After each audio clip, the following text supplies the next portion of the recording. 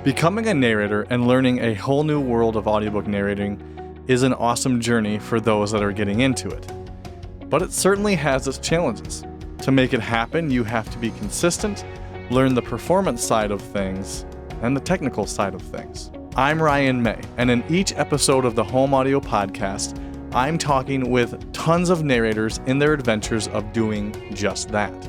From veteran narrators to beginners just learning the trade, learning their strategies, their wins, and what's still ahead for them.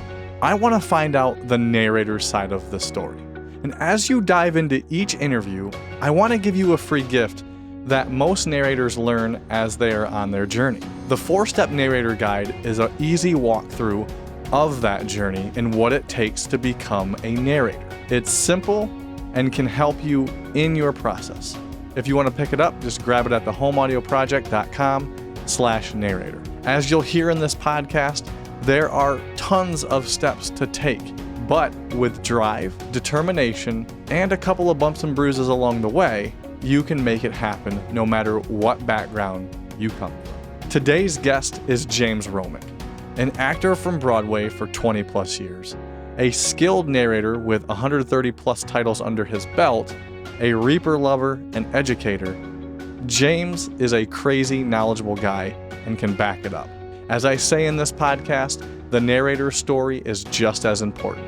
So sit back and enjoy my conversation with James Romick. Well, anyways, man, thanks for being a part of the Home Audio Podcast. I know this is our first time meeting, talking. I mean, we've talked plenty online and through email and the Facebook groups and all that kind of stuff, but it's and at times it may have gotten a little bit contentious. That wasn't my intent, but No, it's really cool to talk to you because I did go on your website, and like when I originally asked you, like, how do you say your last name? So yeah, right. Romick, right? Romick, yeah.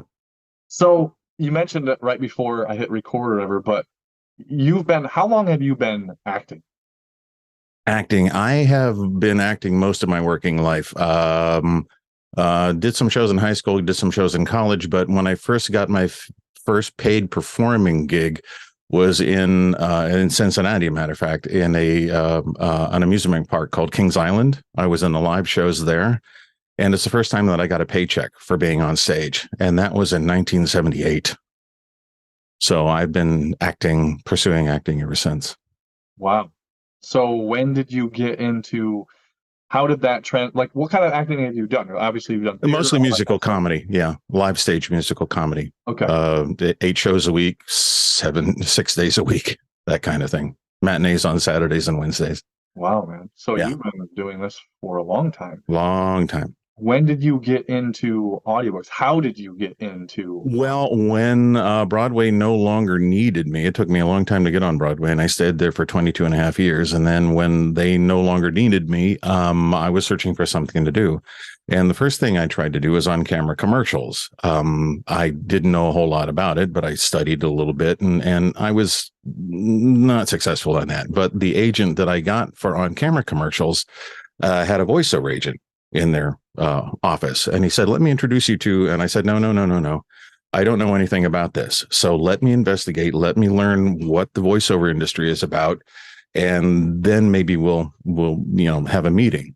So I wound up going with a company that would, you could go at your own pace, but they trained you, and then it culminated in a demo, like usually a commercial demo, because that's where the money is, right? So I was going through that program. I gave myself 6 months to learn all that kind of stuff. And 3 months in, I wound up meeting the voiceover agent in that office and read some copy for him. It was, one of these things that you pay to meet agents and that kind of stuff. And he said, yeah, we can use you. Come to the office on Monday and we'll talk about it. So I went to the office, read some more copy for him. They signed me up and started sending me out that day for voiceover work. But again, I was marginally successful at that. But along the way, I found out about this thing called ACX. Mm-hmm. I watched a video with, I think it was Scott Brick for the SAG-AFTRA Foundation. And he was talking about ACX and how Audible owns ACX, and how the Audible's philosophy was to try to turn everything into an audiobook. I didn't know who the hell Scott Brick was at that time. This was in 2012, 2013. Okay. So I didn't know him from nobody. But I did know some people in the business. Like I know he's good friends with Pat Fraley. And when I landed my first audiobook through ACX, I went to a thing out on the Museum of Motion Pictures, which was a conference that was being held by one of my voiceover coaches, John Baker. And I met Pat Fraley there, and I had just landed my first audiobook, and I was scared shitless. So I went up to Pat and I said to Joan, I want to say something to him, but I don't. She said, just go. He's a nice guy. Go and talk to him. So I went and talked to him, and I said, hi, my name is James Romick, and I've been following you on YouTube and blah, blah, blah, blah, blah. And I just landed my first audiobook, and I am scared to death. And he gave me the Nike thing. Just do it. So and then he told me that he had done either, what was it, Tom Sawyer or Huck Finn or something like that, which was really long. And he is sort of dyslexic. Sure. So he told me that, he just plowed through it and did it, and just with intestinal fortitude. So I did. I took his advice and I just plowed through it. When did you start getting comfortable? Like how many books in did it take where you're like, hey, I got this? I still don't know whether I've got this or not. I mean, I'm like 130 books in now, and I still don't know whether I've got it or not. I think you got it. My thing is, and I've gone to a lot of the Johnny Heller things, and I've met, Scott and Sean Allen Pratt and all these things with Johnny singing. I've gone to the APA, APAC things, yep, and met a lot of people, and I've not gotten chummy, but I've put faces to names that I meet on the Facebook groups and things like that. And it's one of the things that I do, whatever I pour myself into, is you probably see in the background, I've got a woodworking poster back here. Half of my room here is woodworking, and half of it is all about voiceover and audiobooks. I just immerse myself in it. I try to study with the best in the business. There are names that you would never recognize in the woodworking field, right, that are primo at what they do, and I made it a point to study with these people. So I'm a voracious learner. Right. Always developing, always growing, bettering yourself. That's awesome. No, I was a voice major in college. I was going to be a music teacher, and I found out when I did my student teaching that I didn't want to teach. I wanted to do theater. I wanted to be on the stage. I wanted to show off for people. I have this tremendous ego. I'm a very type A personality. So sure. My younger brother used to tell me that, Jim, you're the most egotistical son of a bitch I know. And I said, well, in my business, you have to be. Otherwise, you won't get anywhere. Right. Yeah. It's kind of having that big head and proving yourself, well, not only proving yourself, but backing it up. Yes. Because exactly. I knew that I had the talent. It's one of those things that people are afraid to audition. They're afraid to go into the room. And I was never afraid to audition. Right. I would even go to auditions that I knew I wasn't right for. When I first got to New York in 1980, I was going to 5-6 auditions a day. Right. And now people are lucky to get 5 or 6 auditions a month. So that just kind of like sparks a question in my head. So I've done plenty of like narrator coaching for, the behind the scenes stuff, the master and all that kind of stuff. Right. I've dealt with a couple of narrators that are in these Facebook groups that sometimes they have that imposter syndrome kind of kick in. You made a good point there where you're just like, I would just audition for something that I know probably I don't even No, fit. It's something that I do not suffer from. I mean, I know when I'm good and I know when I'm not good. And being in the theater, performing every night, right. If you make a mistake, one performance or things just don't go your way, one performance, you know that you have the next one to make those corrections or make those adjustments to make the next performance better. I mean, what kind of advice would you give somebody in any of coaching that you've done, or someone that's interested when you're talking on the Facebook groups, or if you're talking to someone, in coaching about that imposter syndrome? What's your go-to advice, no matter how brash it may be? don't judge yourself too harshly, because you're your own worst critic.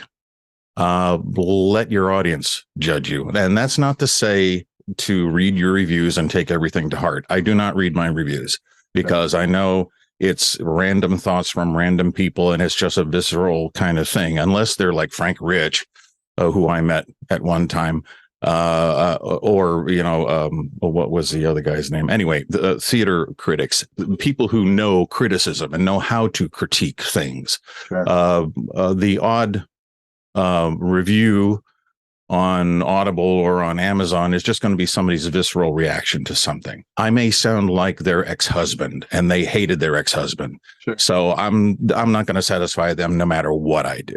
Right. Right. But then there will be somebody that I sound like their boyfriend, who they just love and adore, and they're going to love what I do. Because of that, it just triggered another question. What type of books do you generally do? What do you reach out for? I mean, you say pretty much everything, right? So I kind of get that concept that but are you picky? Do you really excel in one genre? Yeah, I don't think that anybody's a jack of all trades, especially in the voiceover industry. Everybody wants to do everything. I want to do character voices. I want to do animation. I want to do promos. Not everybody is a jack of all trades. You have to be selective, and you also have to be a little self-aware of who you are and what your abilities are. The things that I like to do are post-apocalyptic kind of things, mysteries, detective stories, things where I can follow the story and sort of weave the story for people. I tried. I don't have any compunction over any particular genre. I tried one time because I wanted to try to discover erotica. Okay. And I auditioned for one, and I landed the thing. It was the first one that I ever auditioned for. And I thought, well, if I'm going to do one, I might as well listen to one just to see what the genre is all about. Yeah. So I picked one at random, a rather short one, and I listened to it. And if I heard, it was a female narrator, but if I heard her moist center one more time, I was going to reach into my headphones and choke somebody. It's like, can't you be any more creative than just that? Yeah. So I read through the book, which I tell everybody to do. You read the book first, get the story, get the arc. Barbara Rosenblatt, and I'll get back to her in just a second.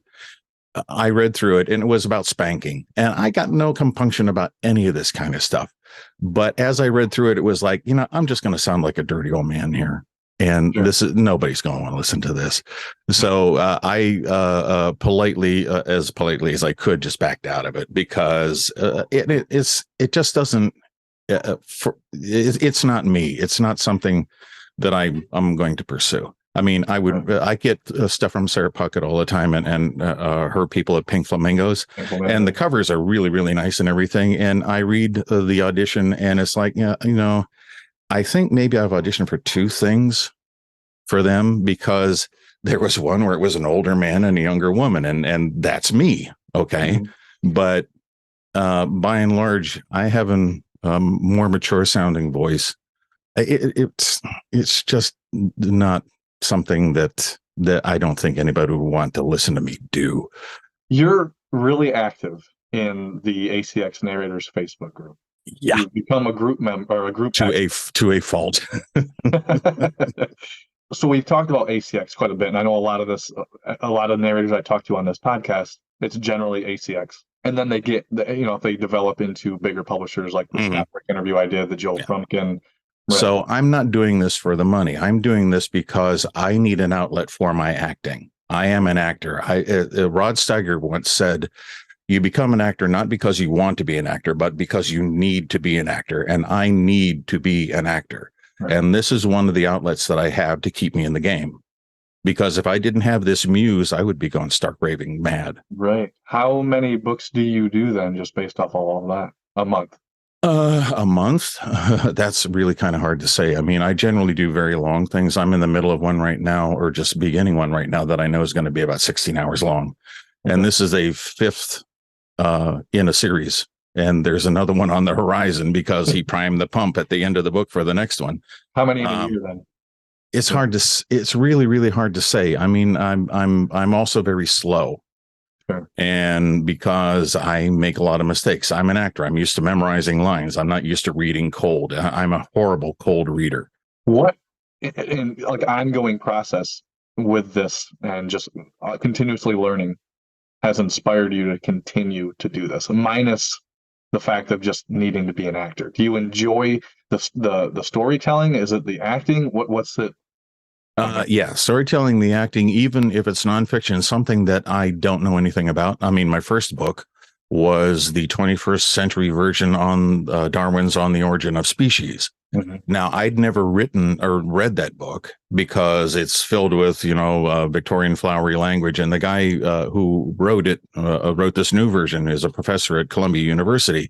And he tried to take a lot of that Victorian flowery language out of there because Darwin wrote entire pages of one single paragraph. Mhm. He didn't succeed all that well.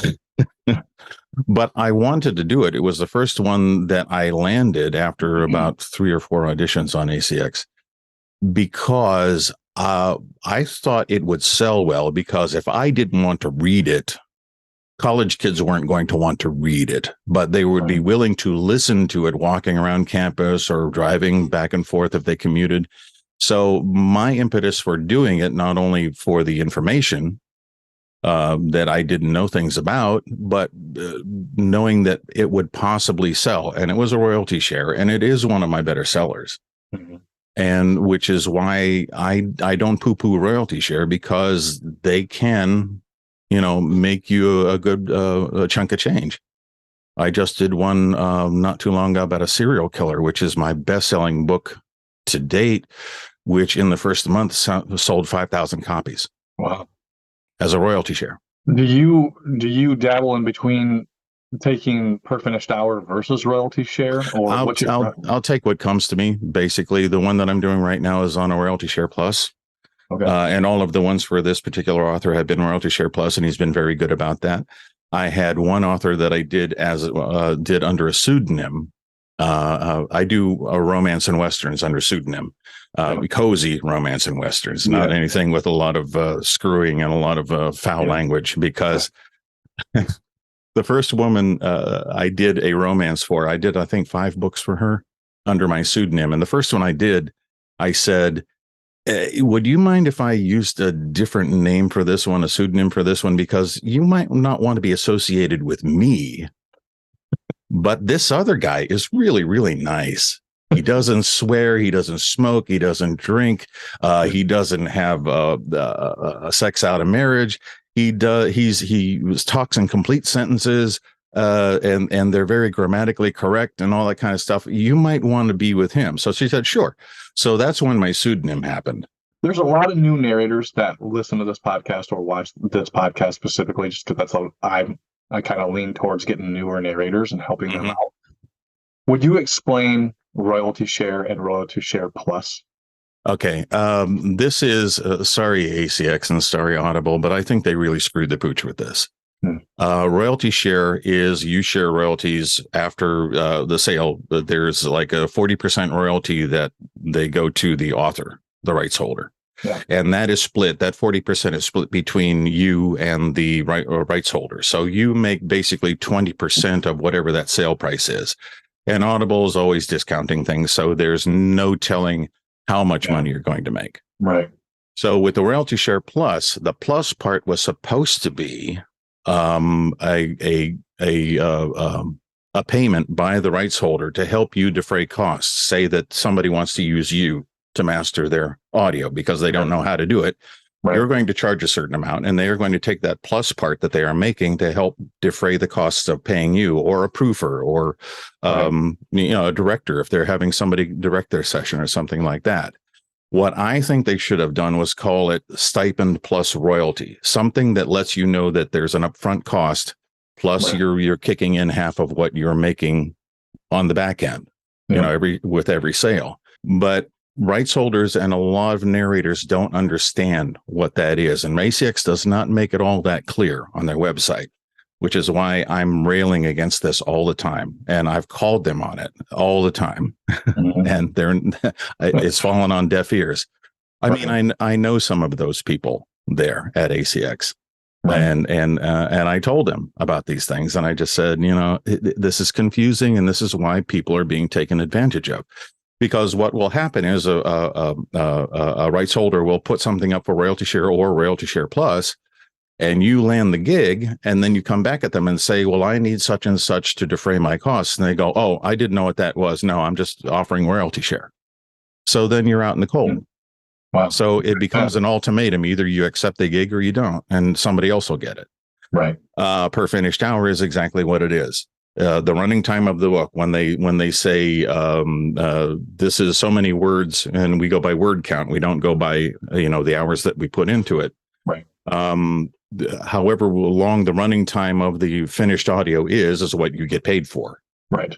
And that was sort of like a union, kind of thing. When the unions negotiate with the publishers, they negotiate their own separate minimum per finished hour rate. And then the publishers kick into that 13 or 13.5% to the pension and health and welfare, that kind of stuff. The average is about $235 when you incorporate all of that stuff. Yep. You're not going to see that on the contract, but once they kick in the pension, health, and welfare and that kind of stuff, it averages about $235. But each major publisher that is a SAG signatory negotiates their own minimum rate. But on ACX, it's wild, wild west. It's catch as catch can. Yeah. When the good per finished hour things come along, very few and far in between. And when I see them, I audition for them. That's great. Well, that's a smart move to make. So I'm curious, because we've talked about this like in a comment on my last post, which was Pro Tools versus Adobe Audition. We know you're a diehard Reaper fan. I got my shirt on.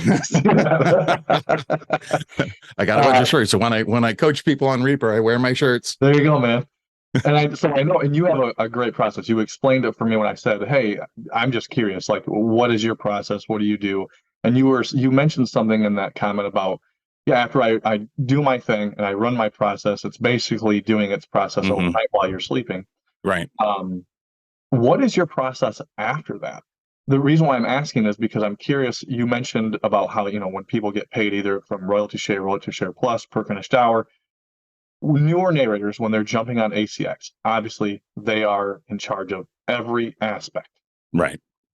What do you do in terms of the proofing aspect? I'm curious about that, just because everyone does do it differently.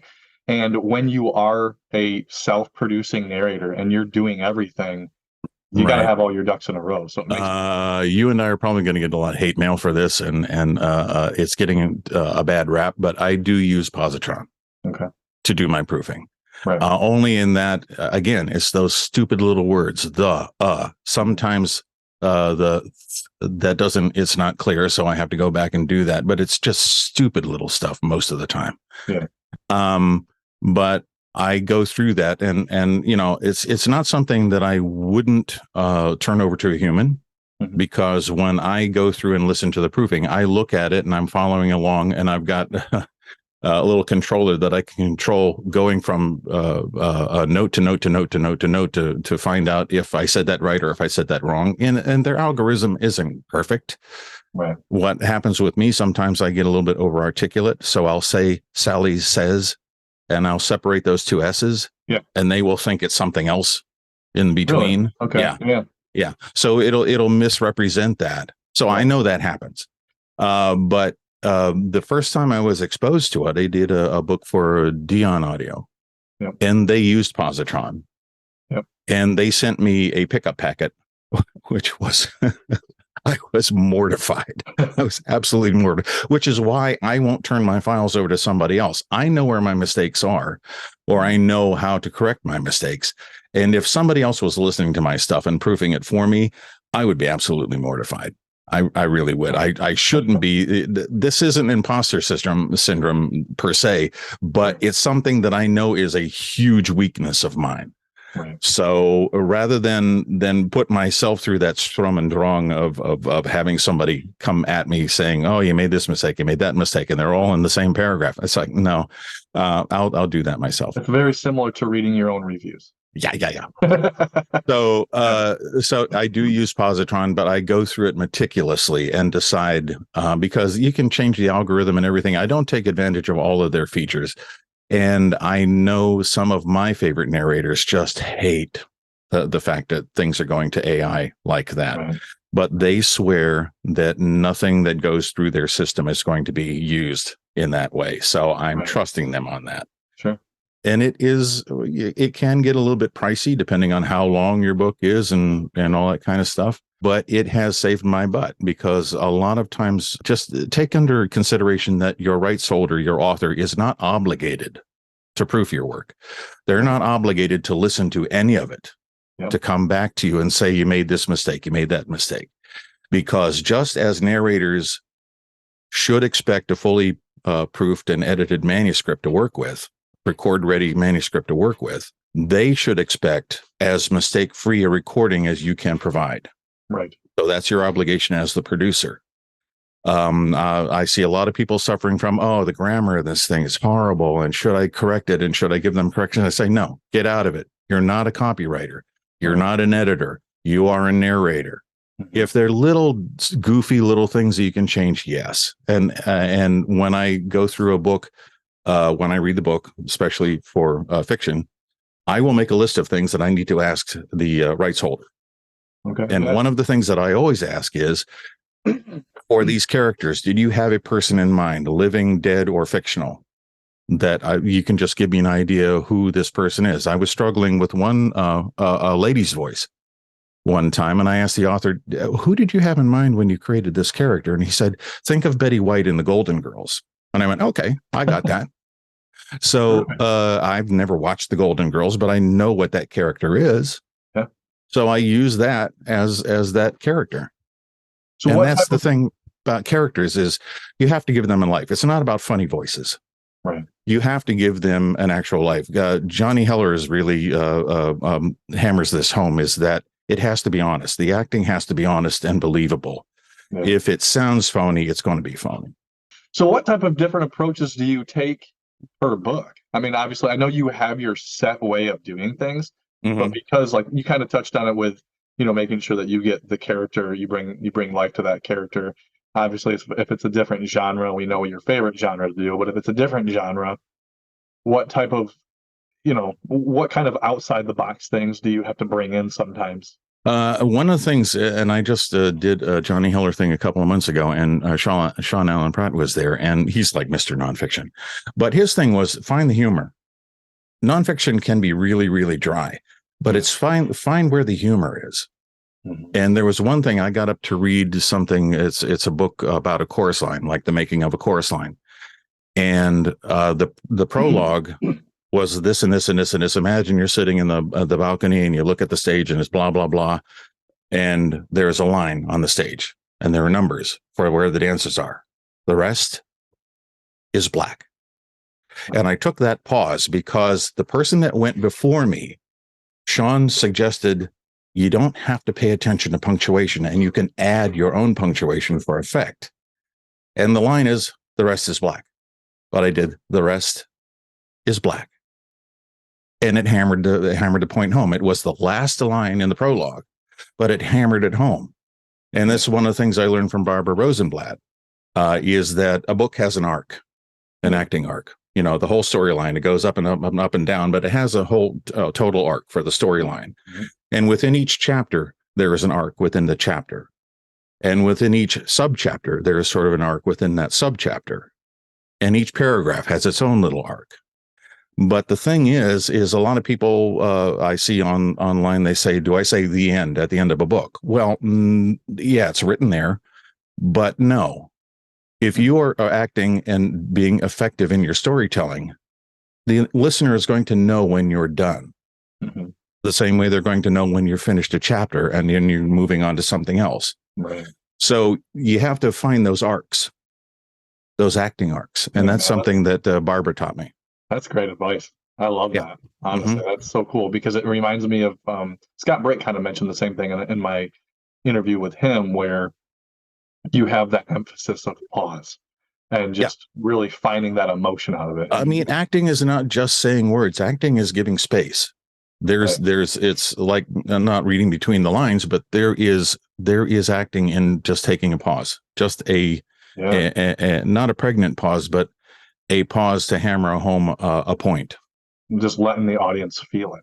It's one of those things where Johnny Hiller talks about, like action sequences. You don't keep on talking fast because of the thing is going down the street and there's a car chase and there's people shooting at you and all that kind of stuff. If you slow it down in time and you describe what's going on succinctly and directly, you let your listener paint that movie in their head rather than just listening to you talk fast. Right. Oh, that's perfect, man. So we mentioned Reaper as well. We know that I know that you teach Reaper, you coach Reaper, all that kind of stuff. Yeah. You really hit hard on people using Reaper, which is cool. I mean, it's just not my preference. But the thing that I'm curious about when you get into it with narrating, and you already had the acting side down because you've had that forever, right? You've been doing it for a long time. You fell into the narrator thing. You're still doing that. It's kind of a two-part question. How tricky was it to get in, to learn that self-engineering side? And then what type of advice do you want to give people that are getting into it now? Whatever they're using, even if they're using Reaper, I think that's great too. Well, just a little background. I in between acting gigs, I was working as the doorman at Chorus Line at the Schubert Theater at night, doing the doorman at night. And I was going to audio engineering school during the day. There was a place in New York called the Institute of Audio Research, which I don't think exists anymore. But they had a 9-month program like Columbia School of Broadcasting or that kind of stuff. And so I was looking for, and this was in the early 80s when MIDI was in its infancy and digital recording hadn't even started yet. So I was still splicing analog tape. I discovered, through that and, what waveforms was, what hertz and all that other kind of stuff was. And it was really, really math intensive. But I learned a lot about how sound works. And then later when I found this program because I wanted to clean up some of my recordings from on the road. I would perform on the road and have somebody record the thing on a cassette, but they were noisy and all that kind of stuff. So I found this program called Audio Cleaning Lab, which was put out by Magix. And I know this now, I didn't know this then, but Isotope also provided some of the effects. And it was only a 2-track stereo program where you could bounce things back and forth into tracks, but it was also non-destructive, which was really, really interesting. So what I wanted to do was take a lot of those cassette recordings and some of my vinyl recordings and dump those and put them on CDs or something like that so I could save them for posterity. My wife bought me one of these turntable things that you plugged in with a USB port that you put your recording on, and I did it with cassettes too. And they gave you a CD with Audacity on it, and this was like Audacity 1. Nobody, and it was awful. I hated it. I hate it to this day. I just hated using it because it was so friggin' clunky. And not only that, it's still, they keep on saying they're going to change it to non-destructive editing, but it's still destructive. If you're doing punch and roll particularly. But the only thing I use it for is the ACX check plugin just to make sure that my files are good. But a friend of mine said, oh, there's this new thing called Reaper. He doesn't use it, but he said, I found out about this and I downloaded it, I installed it, and I went, oh, this is magic. Yeah. This is just, it was a love affair from at first sight. Sure. And I learned everything I knew. I watched, as many of Kenny Joy's videos as I could. Yeah. John Tidy, who does the Reaper blog, I follow him religiously, even though I'm an atheist. And all these other people, and there's good and there's bad. Yeah. When I tutor people on Reaper, just looking at their screen, looking at the, because I share screen and I watch, what they're doing, I can tell what videos they've watched, who they've taken their preferences from, because I watch all these things. We start from the beginning. We start with preferences. Reaper is nice in the fact that you can configure it specifically for voiceover or specifically for audiobook work. Reaper, for instance, doesn't delete things. Reaper removes things. Right. And it took me the longest time to go, why can't I just delete this? And it says remove. But I can change that to delete if I want to, just so I can see that. But it's so configurable. Being a tech guy and always enjoying that, were there any challenges when you first got into Reaper and figuring all that kind of stuff up. Obviously, you're making it sound like you were a sponge with all the Oh knowledge, yeah. like soaking it in for Reaper. So I'm sure there was a little bit of trial and error, and like, oh, I probably didn't do that Oh, right. sure. But, When I first, with my first book, I was doing, wasn't really performing punch and roll the way that I should be performing punch and roll because I didn't know how Reaper did that. I knew how to do it in a certain way. The things that I teach people, like four mastering effects, is the only thing that you really need. Yep. Noise reduction, if you need it. If you don't need it, you don't need it. Use it. Yeah, exactly. Yeah. High pass filter, EQ, whatever you want to get out some of the rumble. And for each person, it's different. I give them a general idea of where it might be, Yep. but then I show them how to adjust it for their particular voice and their particular environment. Compression and limiting. Yep. And those are the four things that I show people. And all of those are within Reaper itself. Right. Now, there is a new plugin that I found out about a little while ago, TDR Nova from Tokyo Dawn. Oh, man, I love that thing. And it's free. It's free. Yeah. I actually recommend that quite a bit. Yeah, and you can use it both as a parametric and a dynamic EQ all at the same time. Yeah, the dynamic is cool just because it acts as that compressor for that frequency, which is... Yeah, I show people how to use it as a de-esser. Yeah. Yeah. And it was fun when you find that core frequency where your sibilance lies, and you can just dip that out a little bit, but you're not messing around with any of the other words or any of the other sounds that you're making in that frequency range. That's gold. And you're not completely removing it. It's free. Awesome. It's a great plugin. Free. Yeah, it's one of the best plugins that I've always recommended because of that reason. When these narrators are getting started, a lot of times it's one of those things I just don't want them like, hey, you're already investing enough money kind of getting started. Exactly. Let's see if you even enjoy doing this. You know? Yeah. Well, when narrators first go on the things, and I'm brand new at this and I don't know where to start, the very first thing I tell people, the first thing that you need to do is take the Sean Allen Pratt test. Yes. So you want to be an audiobook narrator. That's the first step that you should take, because not everybody's cut out either acting wise, vocal wise, stamina wise, or with the intestinal fortitude to sit in a small room all by yourself for 20, 40 minutes at a time and talk into a microphone. A lot of people a lot of people can't do that. Exactly. And the other, on top of that is, don't guess, correct your mistakes as you go along. Which is what punch and roll is for. And a lot of people still do the dog clicker thing, which well, here's my thing about the dog clicker. And I learned this from a few different audiobook narration audio engineers. You make a mistake, you do this. You make a mistake, you do this. You make the same mistake, you do this. By the time you go from where you originally made that mistake to where you finally got it right, you've either come in louder, softer, faster, slower, with more energy, less energy, or a combination of a bunch of those. And trying to marry that edit is going to be very, very difficult. And a lot of times, a lot of those mistakes keep on getting left in. I watched your interview with Joel yesterday for preparing for this. And he mentioned about, he said something fucking this and that and the other thing that got left into his book that he had to correct. That's what happens with the dog clicker method. I do not buy the actor excuse that it takes me out of the moment. If anything, if you are, and I encourage people to do this, if you are talking along with yourself during that pre-roll and then you keep on going, you're getting into the same acting intention, you're getting into the same rhythm, you're getting into the same volume, you're getting into the same everything that you did as if you didn't make that mistake at all.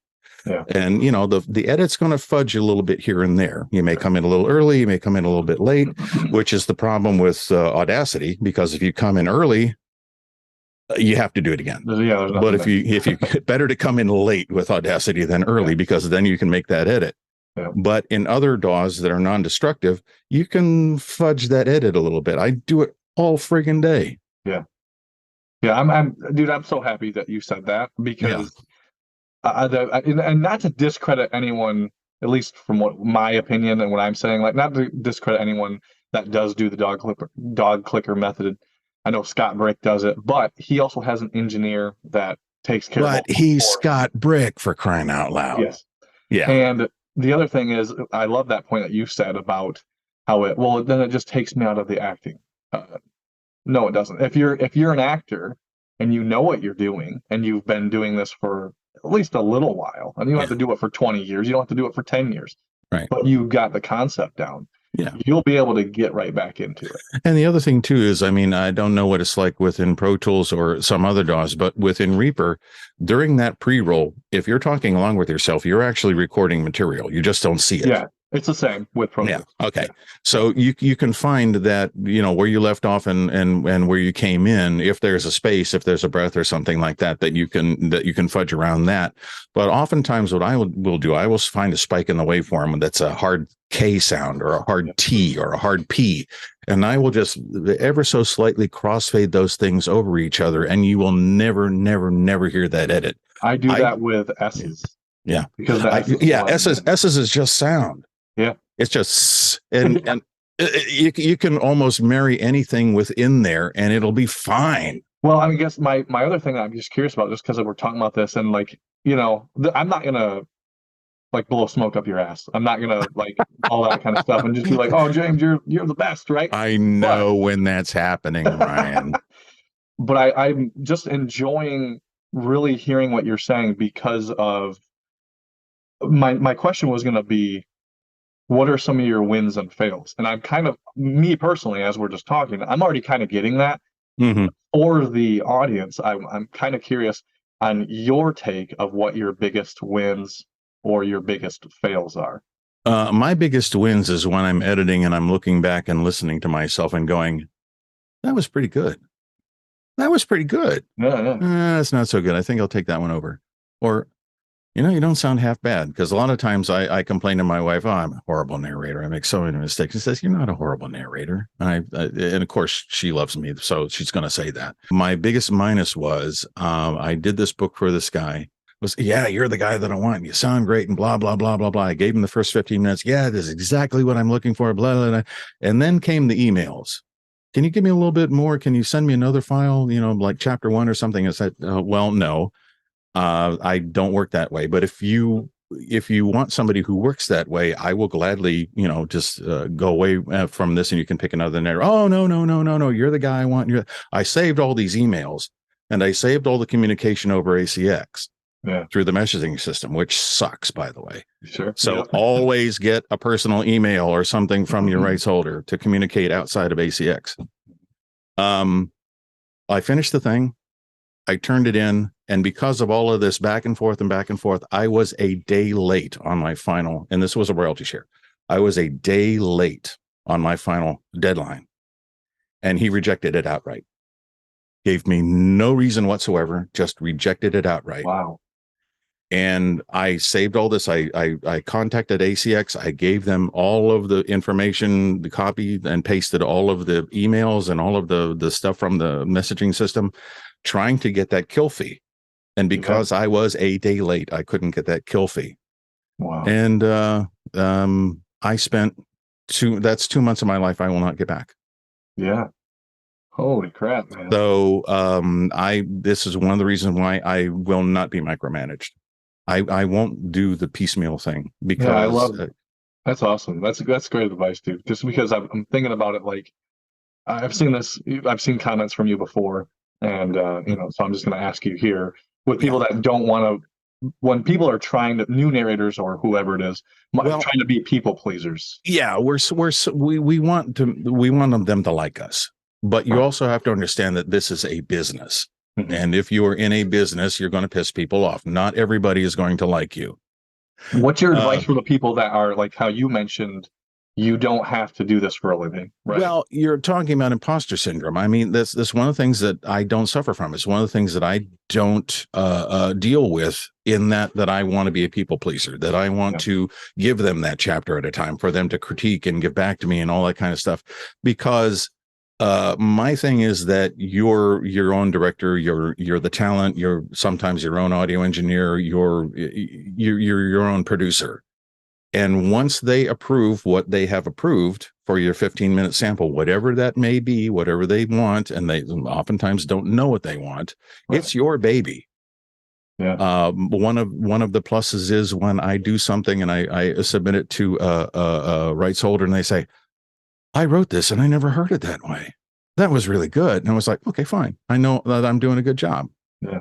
When you've commented this before, but I'm just going to ask it directly. When there is somebody that is newer and they are trying to do everything they can to please the author, the rights holder, whoever, and granted, yes, you do want to do that, but being true to yourself, and they're afraid of, okay, this is my first book, this is my third book, whatever. It's pretty low. Let's say it's a low Right. amount of books that they've done, and they're just afraid of losing the book because they want to make this work. I need to do this for 30 more years.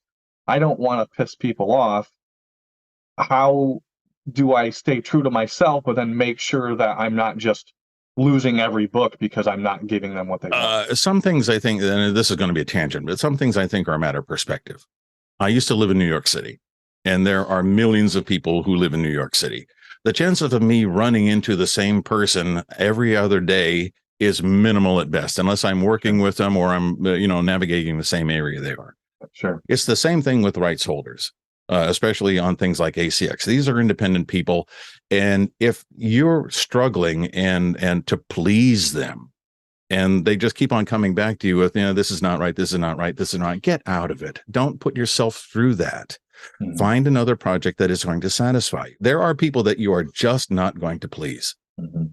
I mean, there are times when you're going to struggle. And I don't mean this to be an adversarial relationship either. I mean, Right. people need to know where the boundaries are. It's a respect thing, right? Yeah. I mean, that's all it comes down to. What's your dream project? There's a book called Handling Sin by Michael Malone. He was a screenwriter for like the soap operas and things like that. But it is basically an offshoot, an off take on the Confederacy of Dunces. And it's a very long book, but it's funny, it's sweet, it's poignant, it'll make you laugh, it'll make you cry every other page. And it's my favorite novel. And I actually approached, because it's gone through different publishers, and I actually approached the publisher because I mentioned this to in the thing that I went to with Johnny and Sean, because I never really approached publishers about, I'm a narrator, I want to do that book. I actually wrote them, and I should follow up because it's been a couple of months now. But I would really, really, really like to narrate that book. That's awesome. It sounds like a really cool book. It is so fun. I've read it just for pleasure 3 times already. Oh, wow. And I don't do that. I don't do that. Yeah, man. Wow, that's great. Oh, that's cool. So I lied. That's not my last question, because the one I am curious about. We can be all day if you want. Yeah, well, we could, honestly. Dude, you're a nice guy. You're really, really cool to talk to. I have a reputation maintained. Don't spread that around too far. You've already given like a lot of great advice online, on this podcast, on other podcasts. I know you've been on others like the Cup of Joe, all that kind of stuff. What's your biggest piece of advice that you love to just drive home to new narrators, seasoned narrators, people that like yourself that have 100 some books under their belt? What's the biggest point that you always want to drive home to those narrators? Don't take yourself too seriously, because some people do. At the same time, again, it's the Sean Allen Pratt thing. Find the humor. Find something about it that you enjoy. I mean, I do it because I need to act. Find something about it. I mean, I have a puppet of Build a Cat from Bloom County that I have hanging up in the corner of my booth over here. He's looking over my shoulder as I narrate. I mean, it just makes me happy that he's there. Right. And find something that makes you happy. That's awesome, man. Cool, dude. It's so great to talk to you. Like, I'm glad that we've always had conversations or little comments, little back and forth exchanges, whether you're emailing me or it's a comment or something. But I've never taken you too seriously. But Nobody should. I don't think anybody in this business, and if they think they are, they're wrong. But I don't think there's anybody in this business or any business who knows everything about everything, who is the gospel word, coming from the hand of God or whatever. Yeah. You should always question. Sure. And I'm by nature a problem solver. So I always try to think out of a box. If there's something that needs a solution and this solution isn't working, let me try to find something else that may be working. So where can people find you to if they want to reach out for Reaper training, they're getting into Reaper, or they're getting into, I mean, anything else that you offer? Okay. I want to throw you a plug here because I do want people to reach. I mean, you've recommended me quite a bit. You recommend a lot of other people.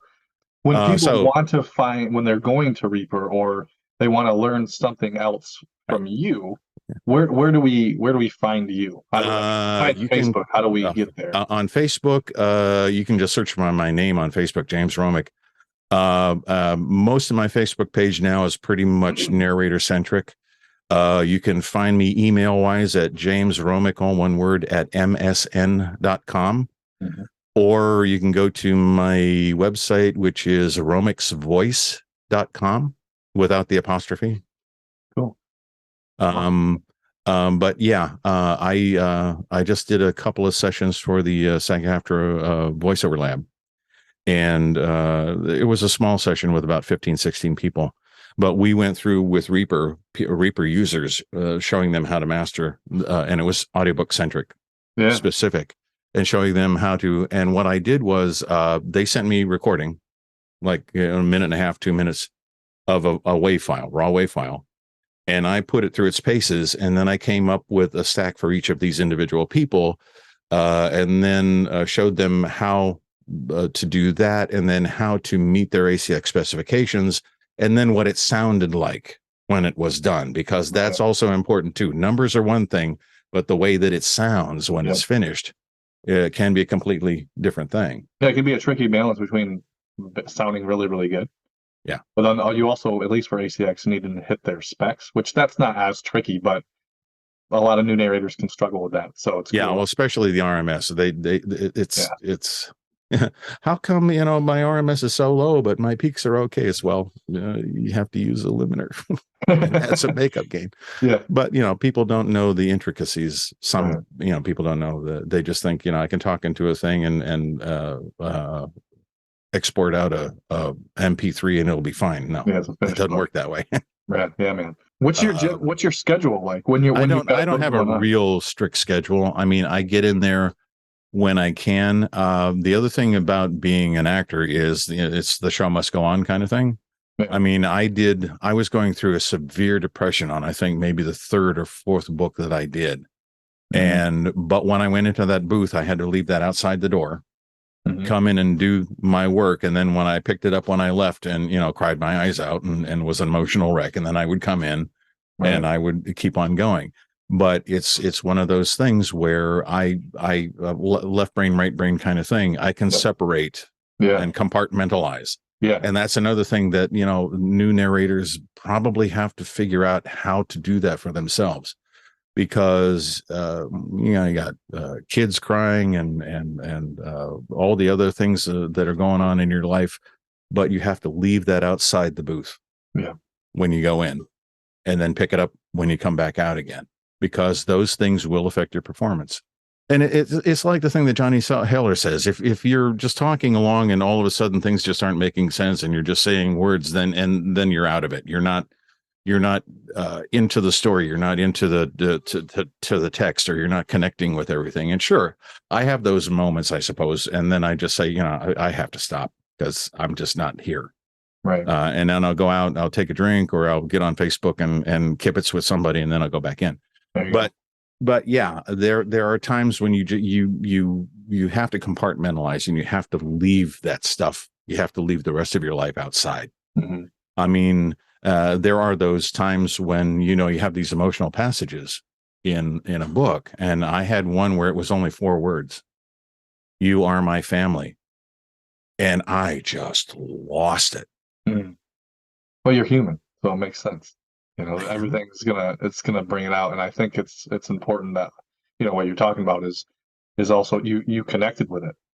So it's going to bring that emotion in there.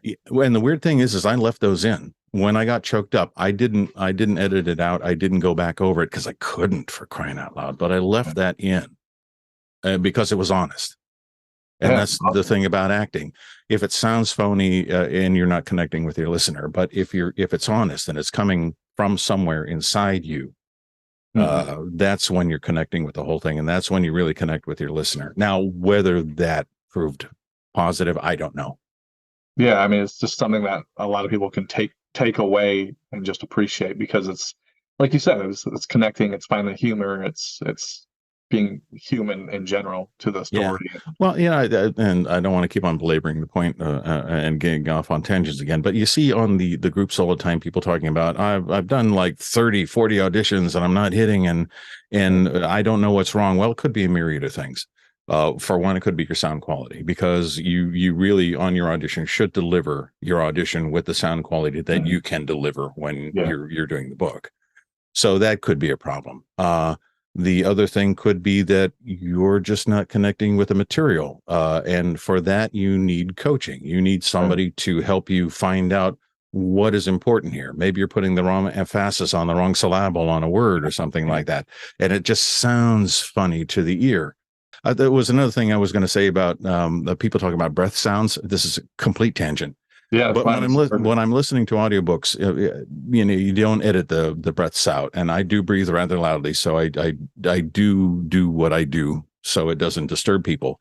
But one of the things that really bothers me when I'm listening to narrators is this studied thing, where they're talk. Yep. It sounds studied, and I'm concentrating more on that than I am on what they're delivering. And it just sort of makes me takes me out of the whole thing. Right. And it is a, because people said, "Oh, just learn how to breathe." I'm 68 years old, for crying out loud. I'm not going to learn how to breathe all over again. I want to concentrate on my acting rather than my breathing. I can manipulate that in other ways if I need to. That's fair, man. Yeah. That's a good point, because you don't want to be a robot. It's there's a rights holder that I've worked with a different narrator, and she's on a series of these books for these two authors, and one of the authors really hates breaths, so they always want them just immediately cut, not even reduced, just cut. They don't know what they're talking about. Yeah. I'm glad that you brought that up. It's wrong. It's just wrong. It's part of the performance. It's people breathe.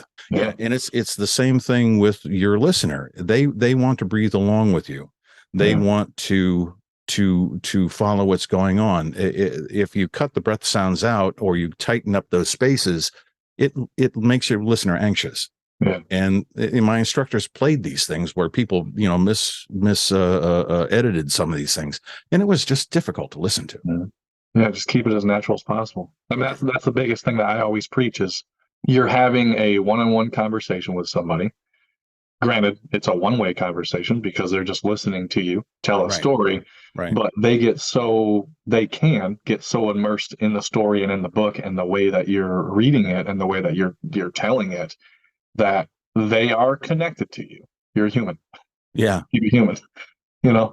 Makes total sense. What do you do when you see the author's written, he took a deep breath and sighed? Oh boy. That's part of the acting. That's something that stays in there. Sometimes, even though I breathe a little bit loudly, I will leave that louder breath in there. Yeah. Just for effect. And it's the same thing with pauses. There's, acting between the beats, is what they call it. Yeah, that's awesome. Well, James, I really do appreciate this. It's been a long time coming. We've talked, like I said, endlessly online, all that kind of stuff. There was some back and forth about getting you on this like a couple months ago, I think. Yeah. I'm a very patient man, right? I do appreciate it, though, man. Patient man. I can tell. I have a special set of skills.